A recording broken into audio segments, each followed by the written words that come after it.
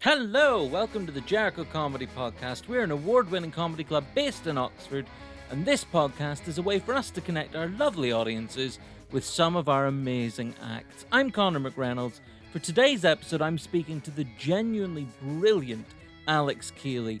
Alex is a Jericho Comedy regular. He previews his shows and brings his tour shows to us, and you may have seen him performing at our Oxfordshire Mind galas in 2017 and earlier this year. I love Alex's comedy, so this is going to be really fun. Later, you're going to hear a clip of Alex performing live at Jericho Comedy, and we'll also be playing you a message from our lovely charity partner, Oxfordshire Mind. But first, here he is, the fantastic Alex Kealy. So, Alex, hello. Thank you so much for joining me on the Jericho Comedy Podcast. Hi, thank you for having me. How are you? I'm good. I'm good. I'm good.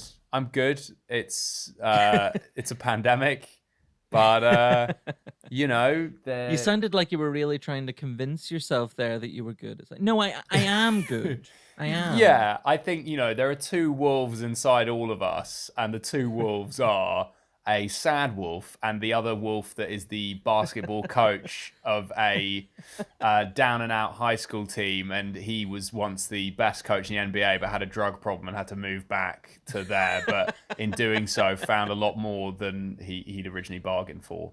And so I have to be both of those people, the sad person and the coach, propelling them on every day. That sounds exhausting, Alex. And at what point does your team win, or do you lose in the final?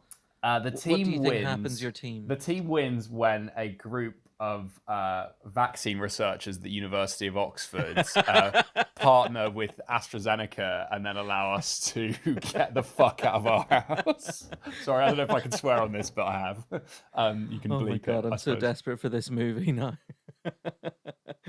Alex, I felt very lucky to see you performing at the weekend at Jericho Comedy at one of our lovely outdoor gigs. Your first gig in 4 months? Was 4.5 months, and boy, if you felt lucky to see me, I must have been 10 times luckier to be performing. I'm so happy I hadn't been on stage for so long, and it felt so good. And hey, if you're listening to the podcast, you're probably already aware of these gigs, but I will say, you genuinely should absolutely go to one of those shows. It just felt so normal. That was what was so good about it. It was just like, oh, this is just a gig. This is like a gig that works, even though the audience had to be in bubbles. But it was like there was a really good atmosphere, and it just felt like, a good normal gig. It's great. Oh, I'm so pleased that you had such a good time at it. It was our first kind of outdoor gig because we'd done some drive-in gigs, which were also really lovely. I mean, people were so happy to be there, clearly. But it was different. You're on stage, you're performing to headlights, and you're not seeing smiles and that kind of thing. I mean, you said it was different. We did make sure that everybody was kind of socially distanced and like their own little 2-meter bubbles. But it's so nice to hear that you had such a good time there. And I don't think I've ever seen a performer come off stage like fizzier and happier than you were. You just seemed so delighted. Did that feeling carry into like Sunday as well? Yeah, it really did. Like it's sort of like, I guess the thing that was good about it was that it was the weirdest energy I had before going on stage for a long time, because it was just sort of, oh, do I remember how to do this? Like this is, and there were just sort of old routines where I like objectively know they're good. Certainly I've done them like hundreds of times, know they're good, but I've sort of not even forgotten them, but just forgotten like the odd rhythm in the bit that you just, in that way that wouldn't necessarily be noticeable to an audience member. But if I did it, I would get it 97% right, and the joke would only be 30% as funny, because that loss of the 3% sheen just upsets my rhythm, and then it ends the like sort of moderate confidence trick that is all live performance, and the audience would sort of smell deep down, being like, he doesn't quite, there was something weird about that. And he did, so like, so I just use an excuse. I did quite a lot of new material because I just felt like I tried to do some stuff about lockdown and Corona and things, and it felt really good to do that. And it was, so like, I hadn't forgotten how to perform and I hadn't forgotten how to write. So that was genuinely very something far I couldn't from be it, sure mate. about until I'd been back on stage again. You certainly didn't look like you had a lack of match practice or anything. You were so sharp, and everybody Oh, had such a great time. It was yes, so I lovely. remember. I think I've riffed about squatting on the stage at one point, which was quite fun. Yeah, it was good. It was so good. Oh well, it was great. I mean, Alex, you've been gigging for a long time now, like 9 years. Is that right? Yeah, I might have, it was. I hit the tenth anniversary in February. There was like it was nice, the exact 10 And year what a way to anniversary. mark it! Yeah, Gigging for 10 years now take 4 months away. yeah, exactly. Well, it was good. It was nice. The 10 year anniversary one was like a really big theatre gig on like a lineup with Oh, like Ed cool. Gamble and people, and then that Oh was wow. and that went really well, and so that was like it was literally to the day 10 years since my first one, so that like felt good. Oh, that's amazing. What was your first gig? It was, and let's have a tip. I'm sure there's a budding comedian or three listening now. And I would say, emotionally, a good tip is make your first gig not a competition heat, Oh which wow. is what I did. And it's like, it went quite well, and it had that like, that euphoric, I think basically anyone that's ever done stand-up pretty much is, at some point in their first set, they'll have got a laugh. So even if like they Yeah. told 20 jokes and 19 bombed, one will have gone okay or well, and the euphoria and vindication of that moment, being like, oh, I wasn't ridiculous for trying this. So you'll probably have that, and it was like a good gig in the sense of like it broadly went pretty well, and I was Hmm. happy and delighted and had that like energy of like, oh wow, this worked. And then immediately it was like, and now what will the judges think? Like it was so like now you had your catharsis. Now be up down, and then like it was like I thought that I had a chance of getting through, but it's just like you wouldn't get through on your first ever gig. That would be Like insane.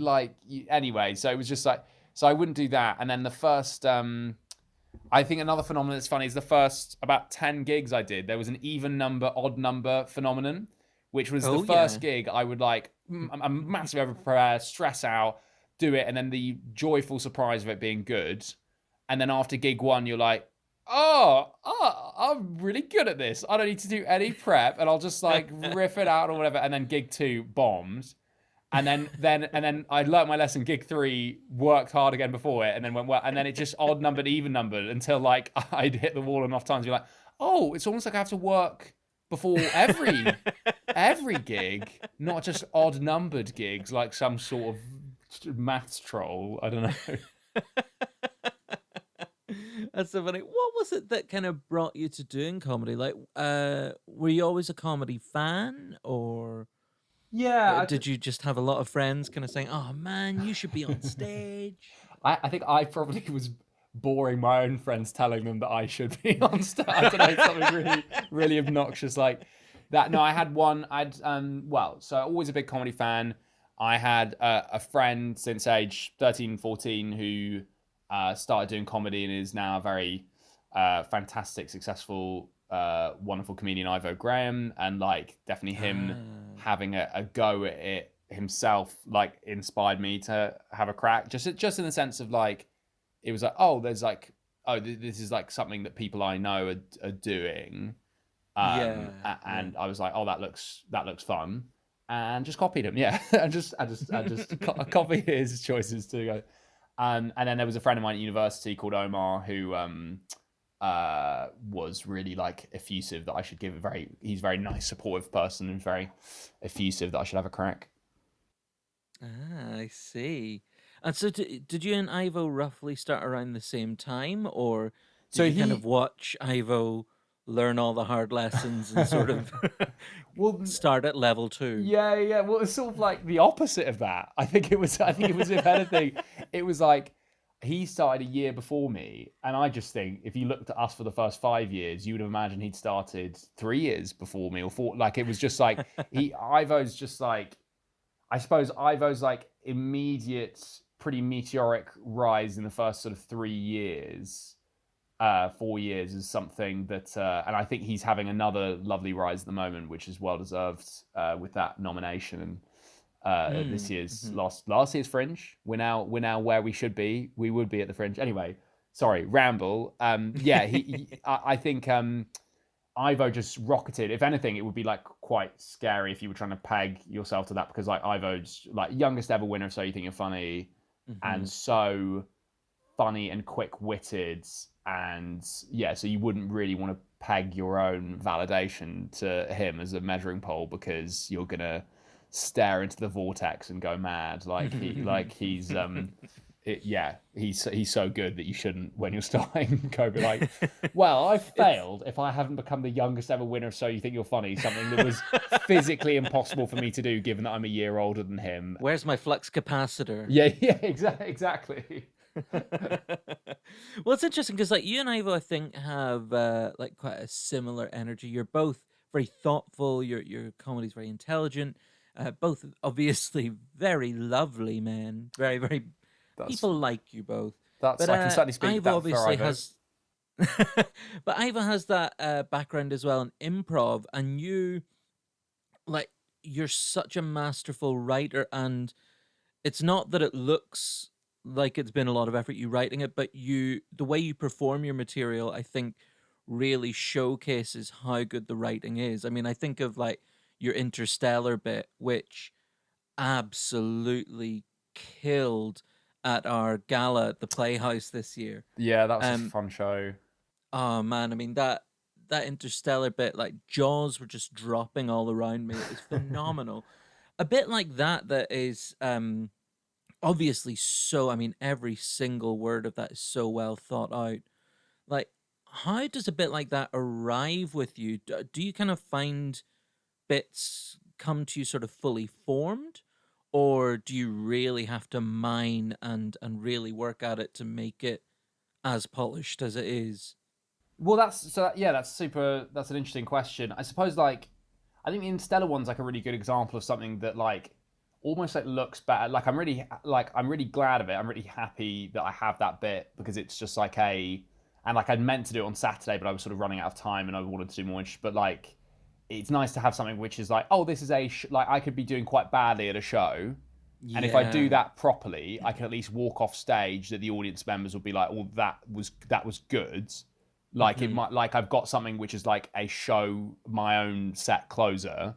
So that's like, I'm really grateful for that. But I don't, I wouldn't actually class it as, because really as a joke, it's literally, you could sum it up in like 2 lines, which is just saying that this film is complex and pretends that we can tech solve our way out of things. In reality, it'd been better for a simpler film that in the bread. And so what, like, it's really just a zoom out of like, you're just like, oh, this is you can just say the plot of this film. Like I'm really just saying what the plot of the film is, and I'm doing it in a slightly like bee in my bonnet, hyper muddled, accentuated way. But like, it's just saying the plot of the film quickly and with a few like funny twizzles, and then just that kind of release of tension with the kind of alternate like oh, it'd just be about recycling thing. Whereas like, I think so that's one which just grew naturally, being like, how can I make it even more complicated how I say all this? But like, basically that was roughly the very first time I told that on stage. It's probably about 70% what I do now, so which is like pretty similar for a first go. So it didn't evolve that much. Like, it was like roughly what it is now was what I did the very first time, pretty much. Whereas like there are other jokes where like you can just like the tags grow, and the little like there was a long Boris Johnson bit I did in 2018, which ended up like fusing 3 or 4 bits together. Which I think, I mean, that just took age. Like, I don't know. I feel like usually it just like, I'd like to be able to sit down and really write and build like that. But I think with me, it's more like I'm consciously on about comedy the whole time, and I'm the jokes are sort of kind of flow quite naturally for me, just thinking about the world or thinking about things I care about.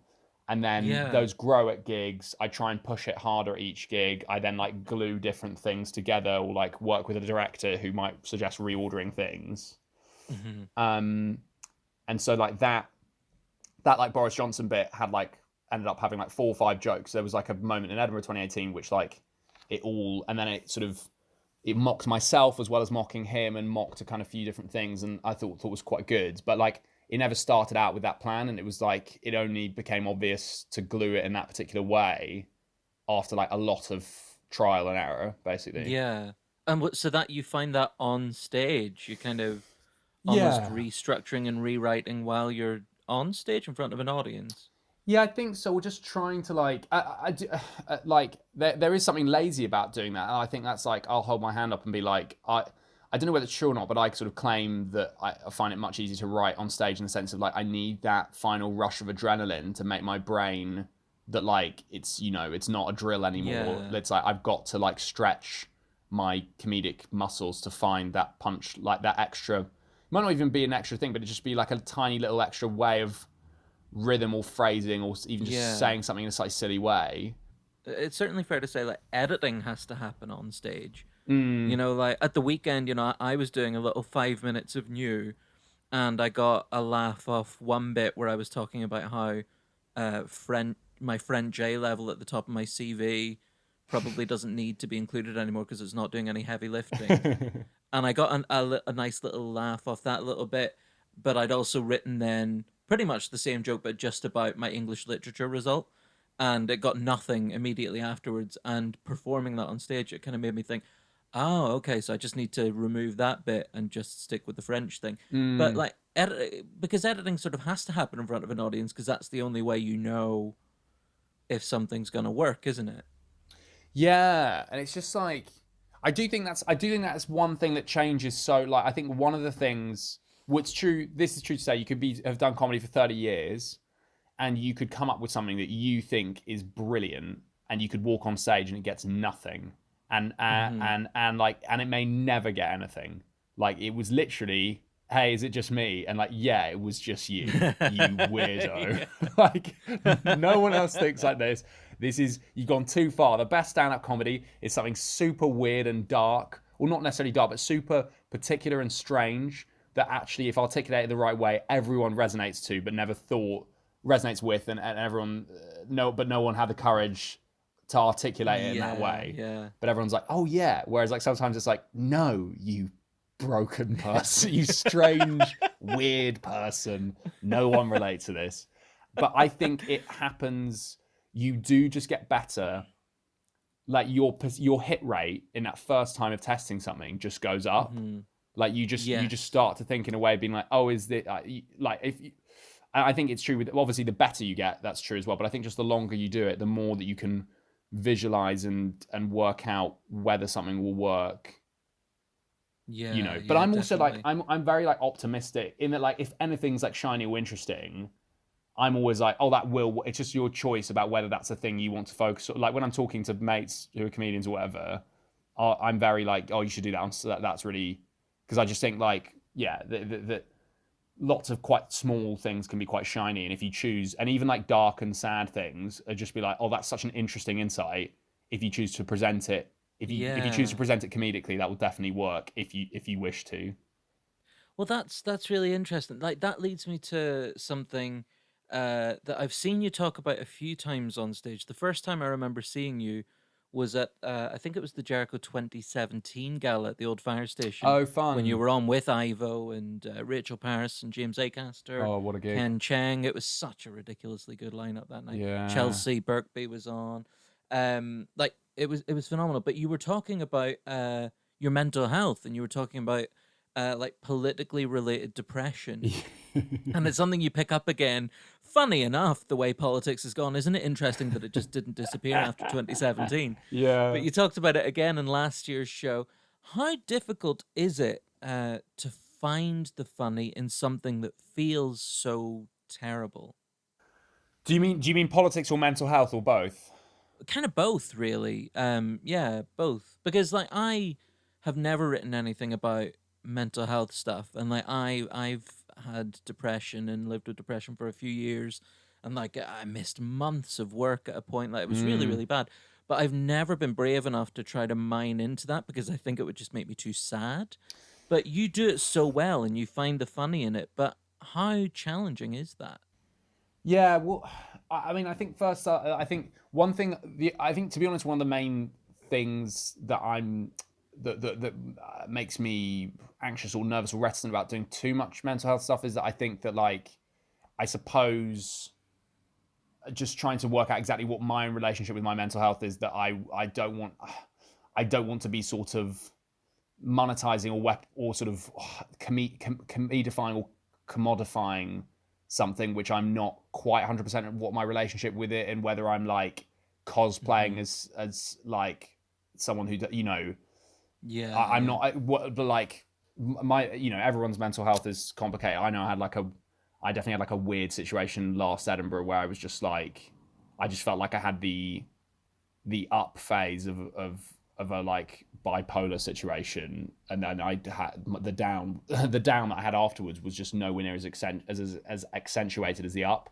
So in a way, I was just like bizarrely fortunate in a strange way, but it was like I know that my brain chemistry was very different than it's ever been in my life for that 1 month. It was bizarre. And like I'm just sort of almost surprised I didn't have the quite the same level of down afterwards. But what a serious answer that does. I guess what I mean is it's just like, I think I'm aware of people in the industry who've had like more significant issues in that regard than me, and I would be like reticent as like to like I don't think I've had quite the same issues, so I wouldn't want to. But like I think you can still talk about your own situation. But like I know what you mean. I think that everybody always thinks like someone's had it worse, so I shouldn't really grumble about it. But I think that everybody's experiences are relevant. Like I mean, I do a bit of stuff with the Movember charity. I'm a community ambassador for them, and I remember a couple of years ago, I was sat on a panel discussion, and I was there with like one of the world's leading testicular cancer researchers. I was the head of Movember was there, the CEO of Movember, testicular cancer survivor, a prostate cancer survivor, and then me. And like my thing was, sometimes I'm sad. Like I felt so out of my depth for that conversation. But I think just talking about it and like, you know, everything's relative, you know, it's not as serious as a cancer diagnosis, but I still felt really bad. And I think talking about it does help people. And I think that you definitely find a way in your comedy to talk about it in a way that didn't make you at all sound like you're feeling overly sorry for yourself or saying, woe is me or anything. But you certainly find the funny in it. And I think when I see comedians like you and like Chelsea Birkby talks so amazingly about mental she's health so on good stage. on that. She's one of my favorite comedians to watch talking, and that's like minefield of an area. But it's such a skill set. I mean, it's such an amazing thing. And on the politics side of things, I guess I don't know whether it makes you feel kind of more sad or angry or a combination of both. But is anger a useful writing tool for you? Yeah, it definitely is. Sorry, I'm still thinking about the mental health stuff. I'm just wondering whether there's it's just sort of, I suppose the one thing to tag on to the end of that conversation. It's just so interesting. It's just like, I guess it's just like, I guess the audience want to feel, it's really tricky.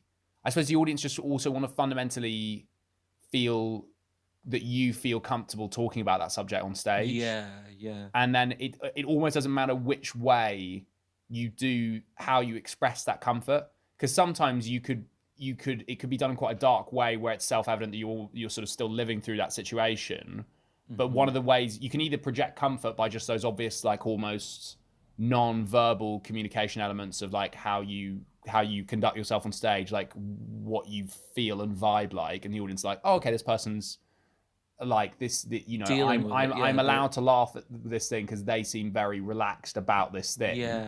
Or you can be like, not, you know, you can be in like a slightly more stressful place about it, but if your jokes are really, you know, if you're mischievous about it, and if your jokes are really good, like the other way you can show the audience that they can relax is just because if the jokes are really good on it, then that's sort of a way of projecting that you are in control, I guess, of it, or not in control. It's so, So, But no, I know what you mean, that you've reached a point with it where you're comfortable talking about it, yes, that's a much and better way where of phrasing it than I. and like you're giving them permission to kind of laugh at it because you've thought of these really good jokes on it. Yeah, exactly. Those are the different, and it's some combo. It's some combo of both, like and that's still those are the two facets of performing, aren't they? Like how you are on stage and what your material is, and like you can get away with being amazing at one and not very good at the other, but obviously like even just being anyway. The anger. Sorry, I just thought I wanted to. No, but the anger that's thing's super interesting. Yeah, I think so. I think like yeah. I think it's definitely useful. It's like I think political comedies point first, joke second, and I think some of the some political comedy that I don't like is maybe focused on the kind of really obvious joke about a personal situation. It's like I don't care that Donald Trump's looks a bit funny, and I don't care that his hair looks a bit weird or he's a bit orange looking, and even that he's stupid is not, that's a bit more relevant because like someone that sort of stupid, and that's not even his worst character flaw, but like obviously like he shouldn't be president, but like it's still not very comedically interesting to say that he's thick. It's like, yeah, we sort of know that. You can go then more specific if you find specific where I do. I think a more nuanced one is it's like, yeah, he's thick, but why did he win? And what is it that like, what's actually, he does have some political savvy, and like it's like, I want his opponents. I think good comedy should be pointing correctly to the elements of his savvy that allowed him to win, and then like allows the left to maybe avoid some of the mistakes made previously that allowed him to win and how they deal with him.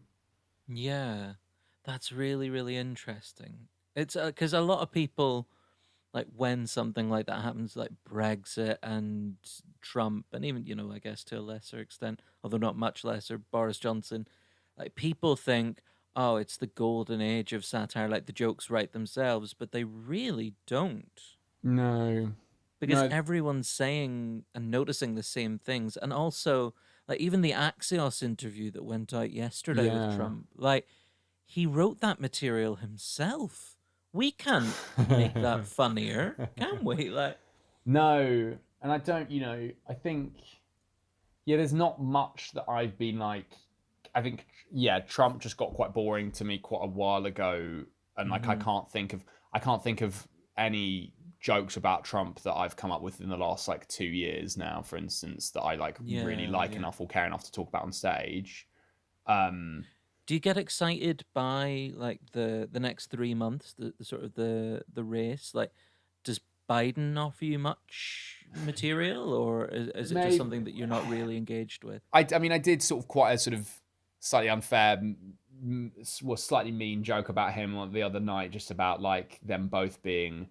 I mean, I do think it's a bit of a shame in this moment that, it would have been nicer for the Democrat running against Trump to be younger than him, to not look like him, to not, just to be, it would be nice for a different face of America. It's just a bit of a shame that it is just like a straight white guy the same age as him who's been in politics for as long as him. He's not a new face, and it's like, but so yeah, and I would like someone further to the left than Biden, but it's also just like he, the as much as very unreconciled pro-Bernie people would say that Biden is like, is he really any better than the Republicans? It's like, no, it's still like, just on what it sets out, Biden's program is as radical as any nominee ever. It's just that bar maybe isn't particularly high, but like it is, it's better. It's just maybe on climate and stuff, the world's moved in an even worse way, that being better than Hillary in 2016 is still not good enough. Fine, sure, I accept that, but it's like when people talk about him being like, it's just like, this definitely is not the year to go and spoil your vote and vote Green Party, for instance. Like it just isn't. Like he just is a better. I mean, I obviously, I really hope he wins. and I think he will. I Yeah, think he will win. Like, I think that he has like some blunt arguments about his own electability, and some of the like quiet parts said loud would basically be like part of Biden's gamble is like Rust Belt states, and then also just him basically whispering out the side of his mouth, being like, "Come on, you could run this." Him just saying, "There's a bunch of sexists who didn't vote Democrat in 2016 who'll now vote for me," is like the implication, and it's like it's a real shame that that's the case, and I'd rather the Democrats just run an Elizabeth Warren or whatever, but like I suppose that the sexism of elements of the American electorate is now not going to be as clearly targeted at the Democrat Party, which is at least electorally, if not morally, good for the Democrats. It's just like you just wish things were easier. Like, I mean, there's a parallel universe somewhere where there is a progressive female candidate running in the States. Coronavirus doesn't exist, and we're all like gigging 5 nights a week. Like that's the dream. Yeah, but exactly. This is just the darkest timeline, and we just have to make our peace with that. Well, think about a different universe. The current universe is that there are some days when Jeff Bezos,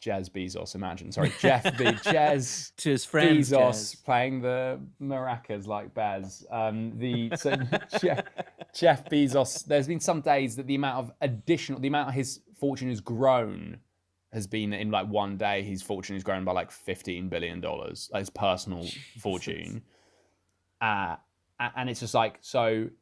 Yeah, so a parallel universe, non-corona Elizabeth Warren nominated world, say, is that like, yeah, maybe Amazon gets broken up, or at least Elizabeth Warren claims that she wants to break Amazon up. So like in one universe, we have like the end of this like monopoly that fundamentally can't be a good thing. Like even a hyper-capitalist can't really, long-term, this monopoly isn't a good thing. And instead, we don't have that. We have Biden running, and we've got Amazon using coronavirus because it's the like death of elements of the high street, and Amazon just absolutely cleaning up. So it's like oh man. Well, maybe also in this kind of parallel universe, as you mentioned earlier, today would be day one of the Fringe. So in this parallel universe, what were your plans for Edinburgh this summer? What were you hoping to bring up? Well, it would have been a show about that. I mean, I'm staring at my, on my table there are 15-ish books about Silicon Valley, about half of which I've read. I think I slowed down in how much I was reading them when Corona hit. It's like, what? I'm just going to read this? What, for my own personal betterment rather than the ability to be able to monetize it in the form of a show? No. So, but yeah, I read, I wanted to do a show just about Silicon Valley. There was a little cheat code where I'd be able to also talk about my own personal life and kind of use a breakup and join those together. And I think that would have worked structurally and allowed me to do some more kind of fun personal routines. But mostly I'd want the show to be about, just the advertising model, the addiction model that Silicon Valley uses, that they deliberately construct their products like casino products by injecting variance and variable outcomes like a one-arm bandit machine does in a casino. And so monopolies, advertising, addiction, and there was another larger theme within that. I'm trying to remember with the books, but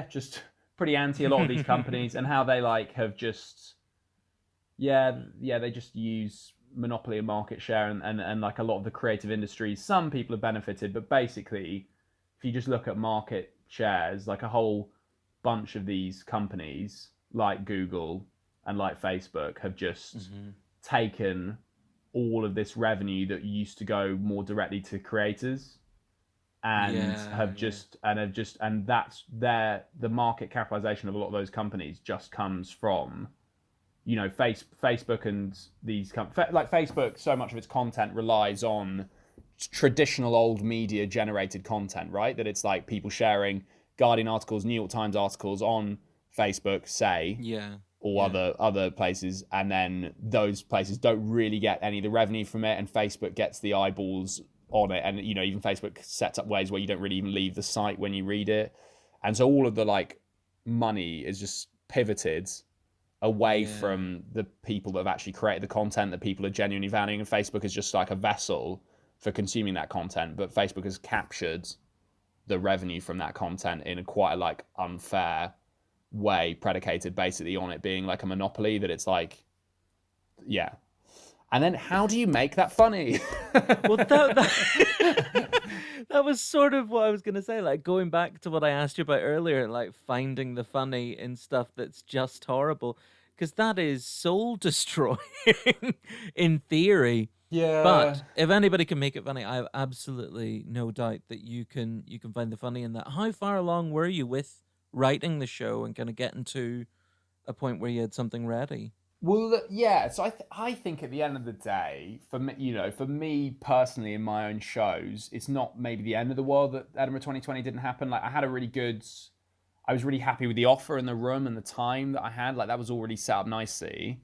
But there was a big bit of me in like January 2020 where I was thinking, oh, maybe I just won't do it this year. I've done 4 solo shows in a row, and I've done most of the years before that, and so I haven't had a year off, and maybe I'm not going to be able to like, I maybe it'd be better to take a year off and bring a really good show to 2021. Yeah. And I think all of that stuff that I've just been talking about is going to continue to be relevant. I don't think Corona is going to change the dynamic, and if anything, it's going to accentuate some of those dynamics. We just do have, again, on like if it's about the high street for Amazon and about like publishing for Facebook, say that those are the industries, that the trad industries that they are decimating.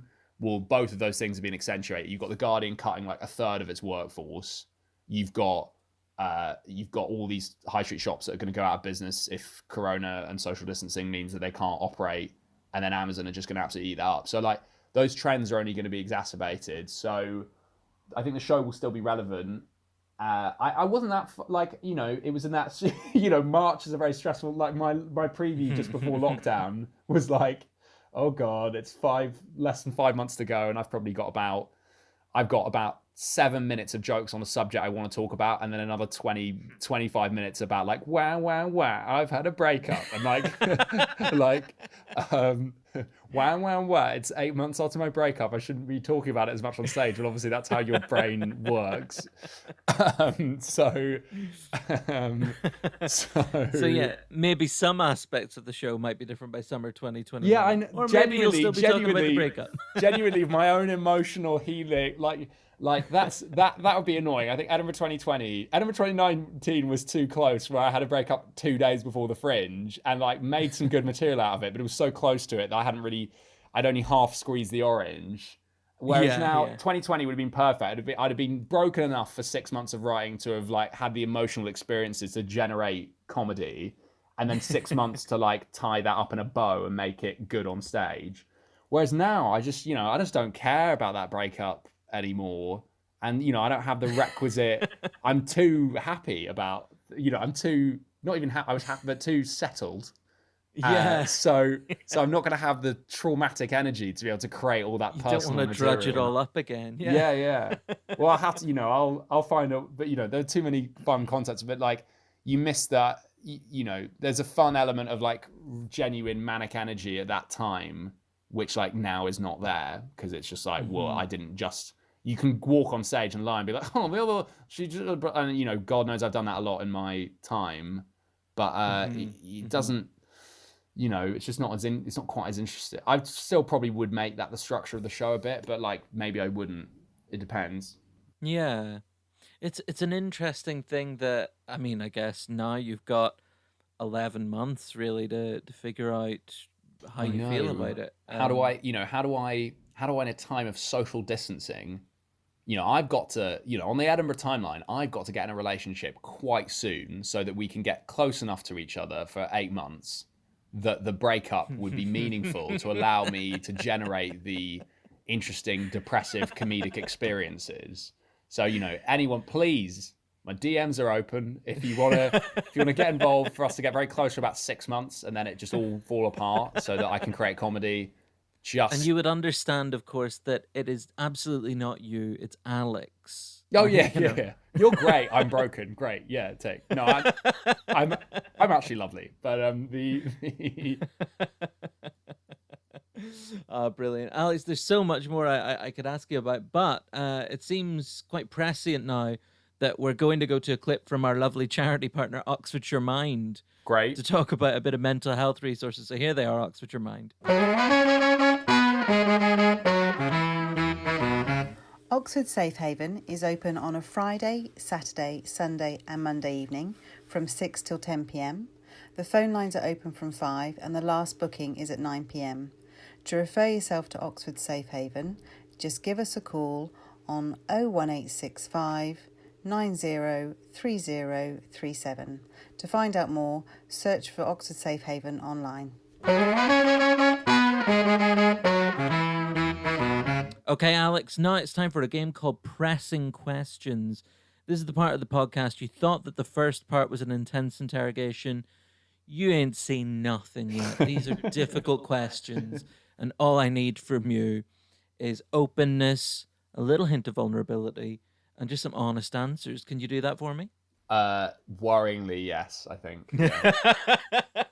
All right, here we go. Alex, what's the worst job you've ever had? Oh, I've not had enough of them. I've not had enough of them. I would say, I don't know, probably there was some like moderately soulless like content marketing I had to do, which meant that you had to type things up that purported to be blogs, but were really sort of like fed by like corporate algorithms to get more people to click on like a shop website. And so you had to be like, hey, this winter, when the log fires are crunkling, and you should go and buy this rug, but in like an anecdotally way that would work on, and like, so that's like, you know, if you want to, yeah, I just think that's why editing and publishing seems to be like a tricky industry, where it's like a lot of people are like, I just love books, and it's like, cool, help us sell this rug, like it's. Yeah, people's love of the written word doesn't always extend to that. Yeah. Yeah. It's like, if you loved Dickens, you'll love selling this lamp. Yeah. That sounds kind of sounds like an interesting writing challenge, but also does sound a bit soul crushing. Yeah. But nice colleagues. Nothing against the particular, just against the concept, not against the particular company that was employing me. Excellent. That's a nice way to cover your back in case Absolutely. you ever need to go back. Absolutely. I don't know if you've seen the state of the world economy, but I will not be closing any doors behind me. Alex, I think I know this after Saturday night, but maybe I'm wrong. Where is your happy place? Oh God, it's on stage. It's on stage, and it's yes, it's. Is there any particular stage? You don't even have to say Jericho Comedy for this. Oh well, Jericho would absolutely be up there. I think yeah, it's probably my happy place is at not just after walking off stage and having a pint with a friend who's come to see my show at the Edinburgh Fringe. Ah, that's nice. That's a very happy place. Because I'm allowed to drink at that point. The hour show's done. And 3 weeks to go. Yeah, exactly. Oh my God. Sorry, that was a real unnecessary downer to throw in there. That's not, we know time is absolutely an illusion. In this moment of coronavirus, it both feels like we've been in lockdown for 8 years and also 9 minutes. Like it's not. It doesn't. It flux. It's so mad, isn't it, that we're in August already, but 2020 hasn't happened yet. Like, yeah, exactly. We've not had any time yet. It's so weird. Well, it's like how like football team, if that like football teams win a cup, but it's like because 5 people got sent off on the other team, and they'll put like a little, or like someone got a transfer ban or something, they'll put a little asterisk on Wikipedia being like, yeah, it was a win, but was it a win? And then they'll have like extenuating reasons being like, oh, because of the Chernobyl disaster, it meant that all of the playing fields in the Ukraine were seeded. They were meant to play Dynamo Kiev that year, but then they couldn't. So that meant that they would by default move to the quarterfinals of the European Cup. Like that's what 2020 is for all of our lives, I think.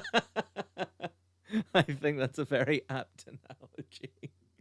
Alex Kealy, what does your name mean? Oh, okay. So Kealy is a surname. People peg me occasionally for Irish, but it's misspelt. It's like I think it's a name change because of some very minor, sort of quite bourgeois middle classy scandal at some point in one side of my family tree. So, like, I think of the level of like a vicar running off with a parishioner or something. This is and then brilliant. like, I really want to see your episode of Who Do You Think You Are? I know, yeah. Imagine if it comes out as that it's actually much stronger than that. But yeah, my impression it's like a mild family scandal meant, and then I think it's that like they changed their surname to distance themselves. It wasn't like the vicar being like, "Hey, the Zorro has to take on a new name as he rides off into the like." I think it was like, "Oh no, they'll know that. Okay, we are Kealy. That's who we are now." I think, but I maybe I'll probably get an angry letter from my dad saying that that's not quite what happened. No, a loving WhatsApp. We've moved into the 21st century.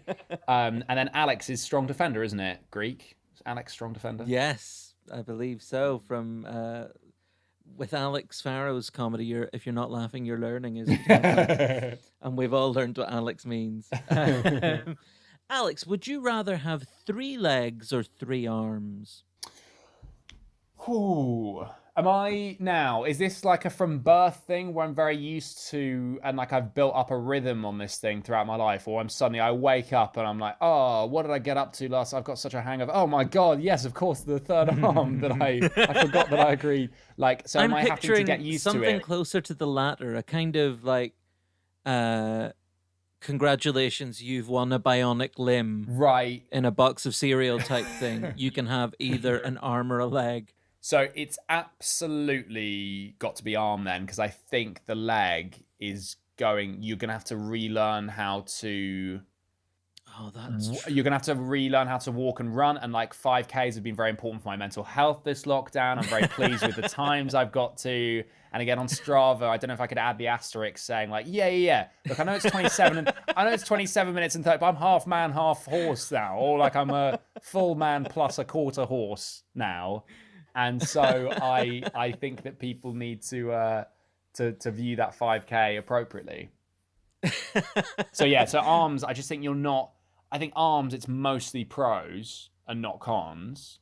Like, not loads where of would pros. it be? Like, I think my 2 are doing fine, to be honest. Like, I don't think there's loads extra that I get with, and it's still a bit like, it must be uncomfortable. If it's like poking out my back and I can't sit down properly, like, where's it coming out from?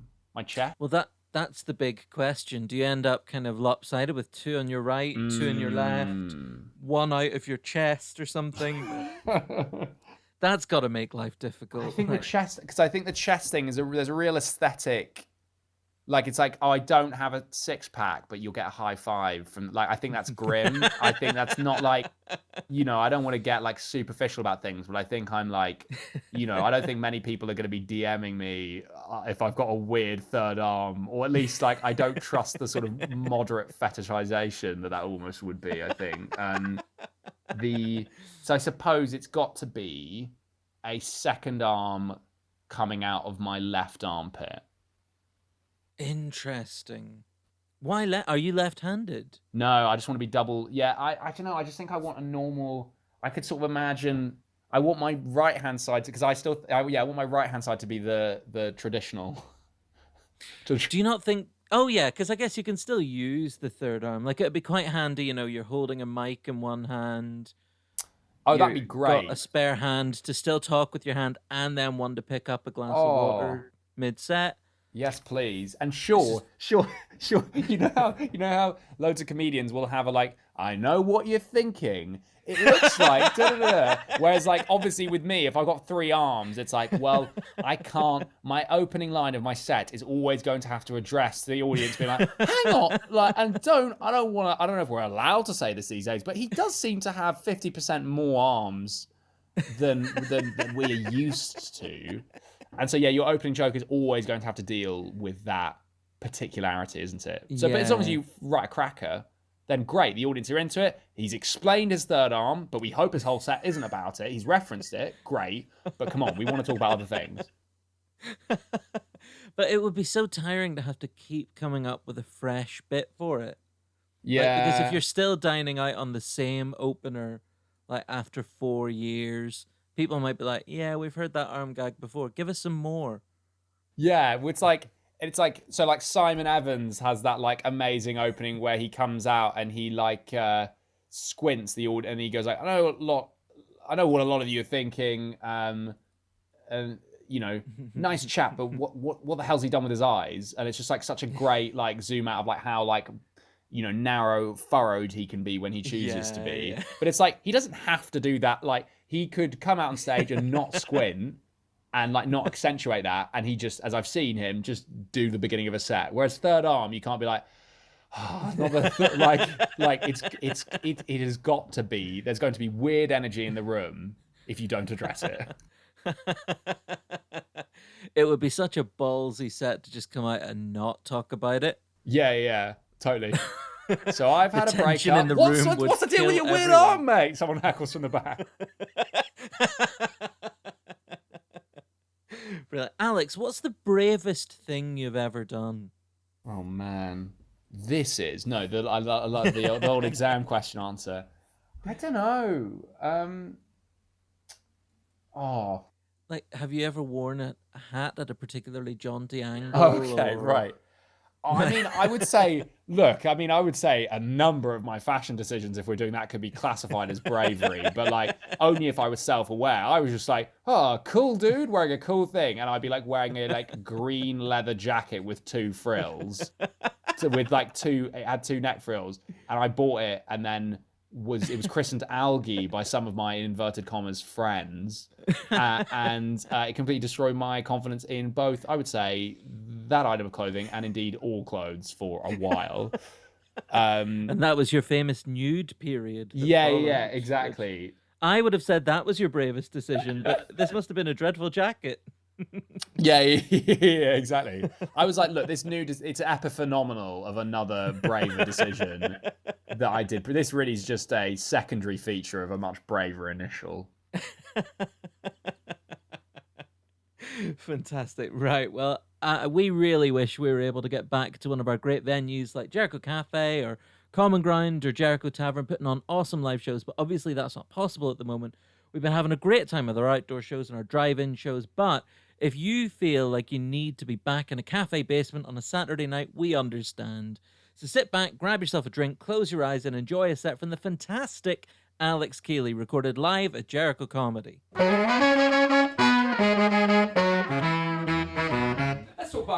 Let's talk about our own style and Boris Johnson allegedly. Just if you whack allegedly on afterwards, then it's fine. Right? Yeah, that's how it works. I find it so weird. Like so first of all, he's appointed Priti Patel as Home Secretary, someone who wanted to bring back the death penalty. And I remember when she was defending herself, she said, that's really unfair. I said that a long time ago, back in 2011. We all remember ye olde 2011, right? Back in the mists of time, which is the iPhone 3 then, and hanging. It was the iPhone 3 and hanging people. Those are the 2 things we did back in 2011, according to old Priti Patel. I sort of don't know why he wants to be Prime Minister, Boris. Like, I don't think he does want to be. It's so weird. I don't think he wants to be Prime Minister, I think he wants to have been Prime Minister, right? He's an incredibly lazy man with no coherent political ideology, right? He wants to be on the book tour afterwards, right? He doesn't actually want to do, you don't want to run a marathon, you want to run a marathon, right? I think that's Boris Johnson, but with like the highest office in our country, right? He spent most of last summer sort of screaming at Muslim women for wearing the burqa. That was his hobby. Some people go fishing. He called Muslim women letterboxes, and now he's the most powerful person in this country. To be fair to Boris and his burqa comments, Rowan Atkinson defended him. Always good to get Mr. Bean's opinion about intercommunity relations. What does old Bean think about how we should treat some of the most marginalised women in our society? Rowan Atkinson's defence was a kind of free speech one. It's like free speech to free country. You can say that. And I always think, yeah, you can say that. Just like don't. Just like choose not to say that, right? That's always a possibility open to us as human beings, right? Also, if you say something defending yourself with free speech, all you're saying is you can't be imprisoned for what you said, which is a very low bar for defending yourself, right? You shame something good rather than just legal, right? That should be the hope when we do things, right? It's like going like, chef, how's the food looking today? And they're like, mwah. Past health and safety. I don't No. Tasty was the, I want tasty. How are your children doing? Alive. Like, it's not as good than the sort of base legal men there. So the entire Conservative leadership campaign has just been a succession of 11 ghouls, where 9 of the ghouls admitted to doing hard drugs in their youth. Boris admitted to doing cocaine, but he said that he sneezed when he did it. As if that makes it any better. Doesn't make it any better, right? By saying that, what he's not said, oh, I didn't do drugs. He said, oh, I couldn't do drugs, right? I was incapable of. I tried to be bad, but I wasn't logistically capable of doing that, right? The one thing that's worse, right? The one thing worse than a murderer is an attempted murderer, right? That's what Boris Johnson is, right? Boris Johnson is a man strangling a child, but both of his hands are going the same direction, leaving the windpipe fundamentally unimpaired, right? Boris Johnson is a man pulling a gun out, pulling the trigger, and then looking genuinely devastated when a small flag with the word "ban" emerges because he packed the wrong. He tried to kill you, but it didn't work out that day. The ambition was there. Also with the sneezing thing, I've got this thing about that I think there's you can tell how polite someone is from how they sneeze. And I think the rudest approach to sneezing is when you sneeze and you don't cover your mouth in any way and you just kind of go like that, like a kind of Christ the Redeemer style.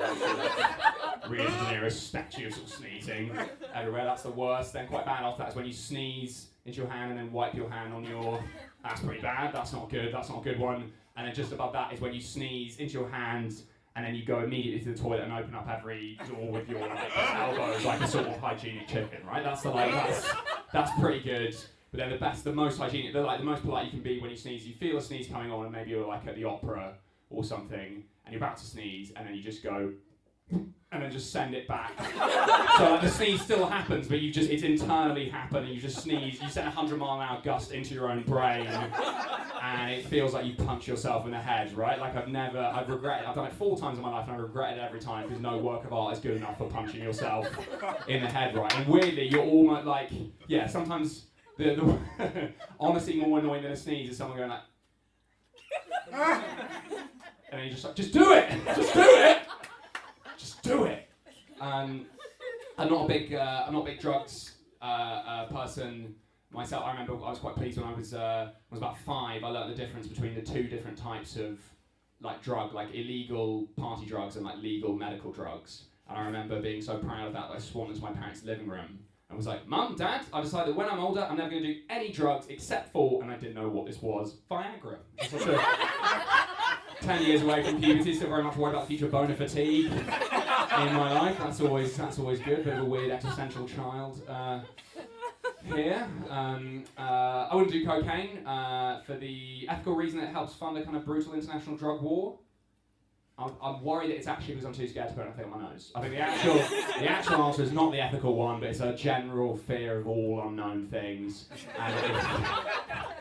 And if beer were a snortable powder and cocaine were a drink, I would be a coke addict, right? That's the actual truth is that way around. It should be the drug war reason, right? El Chapo, he's just been finally imprisoned again for life. But at the beginning of the second trial that he had this year, he made a statement at the beginning where he promised that this time he wouldn't have any of the jury killed. Which you should not be able to say that. Legally, you should not be able to say that sentence without at least ending it with mwahaha, right? If you end it that way, that's kosher, that's fine. Now, Alex, you know that here at Jericho Comedy, we try to be a helpful bunch. We care about our acts and our audiences, and if there's anything we could do for them, we always try. And with that in mind, some of our audience occasionally get in touch to ask if we can help them with their problems.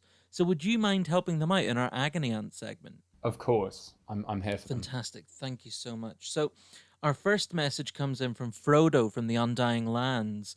A long time ago, I was offered immortality and the opportunity to live forever with elves and an elderly wizard friend. My life used to be quite adventurous, but now I'm bored. Eternity takes forever. How do I pass the time? Alex, what's your take on that?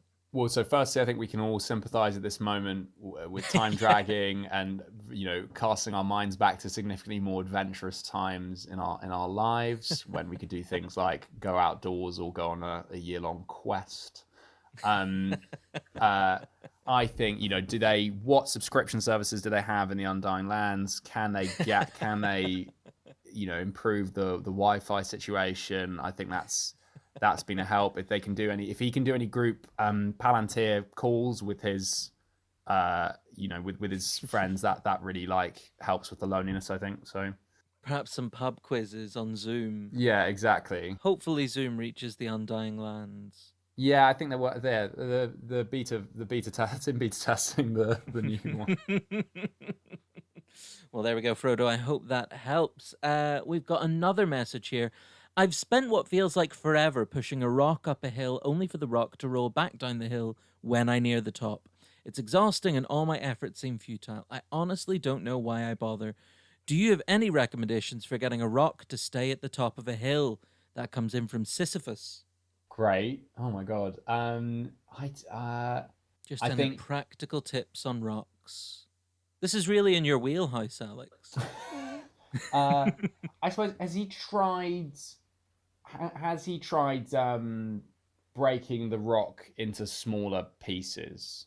That's smart. It's almost amazing that hasn't happened. He says that the rock keeps rolling back down the hill on the other side. Yeah. So how this rock has stayed intact for so long is a bit of a mystery to me. Yeah, but something in him compels him to keep moving it up the hill each day. Yeah. Yeah. Who knows what it is, but I think that's a good and helpful piece of advice. Just break the rock. Or I think so. Maybe seek help, Sisyphus. This is another thing. Speak to someone. If he's being overseen by a collection of gods having some of the same characteristics as mischievous and flawed humans, perhaps, that wish to punish him, I would suggest that perhaps if you break the rock down into small chunks and then store it in some kind of trouser mechanism and then scatter it on the top of the hill when the gods aren't looking, much like in The Great Escape, I think that could be a good strategy for technically achieving this feat and then them not noticing. I think you've just discovered a loophole. Yeah, I think so. You've got to be kicking himself that he spent so long doing this. There's got to be some centaurs smearing some shit with blood and stuff somewhere for them to be distracted by. Brilliant. Our final message comes in from Friar Lawrence in Verona. He says, a few years ago I set in motion a series of events that resulted in the deaths of two star-crossed teenage lovers. However, some good came of it as their previously feuding families now live in relative peace. Do you think the end justifies the means, and should I free myself of the guilt I've been feeling about the deaths of these two young people? It's a complicated question. So yeah, I think he should free the guilt because it's I think when your partner turns out to be dead, don't immediately kill yourself. Don't immediately, and not even just for the what if it was a 12-hour poison loophole?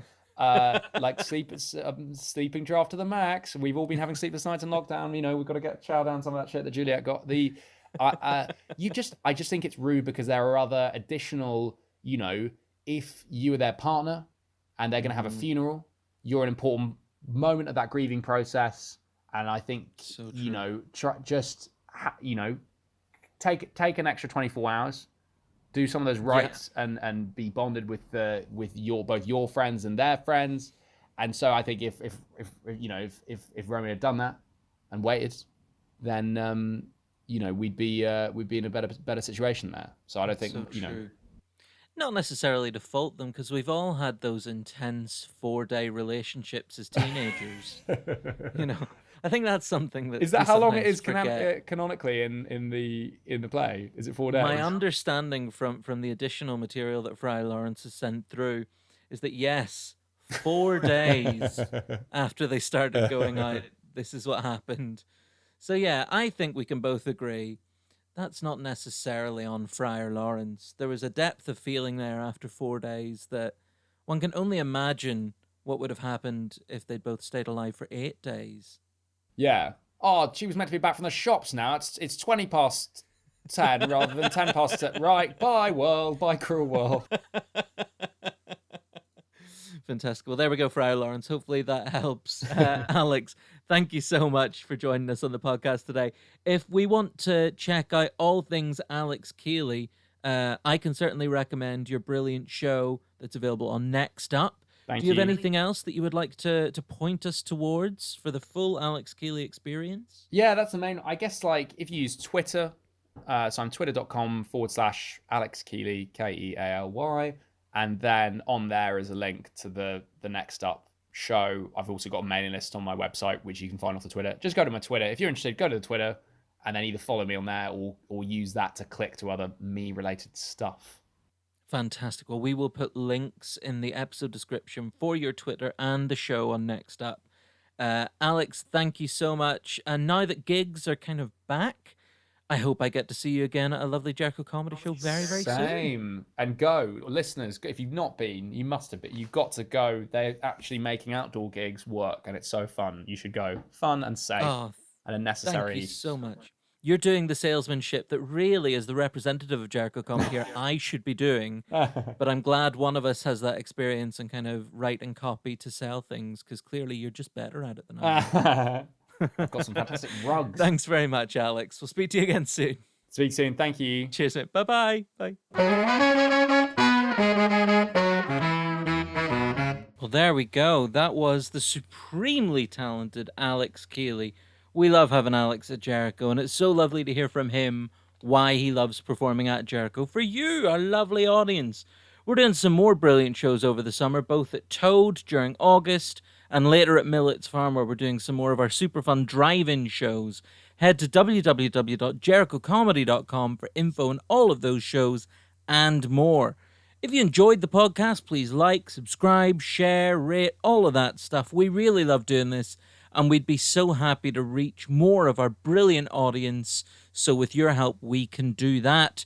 Make sure you also subscribe to our other new podcast, The Dinner Party, where I interview fantastic guests about their dream dinner parties. The first 3 episodes are online now, and they're really enjoyable conversations, so please do check them out. Episode 3 with the brilliant Tiernan Douya was just released on Friday.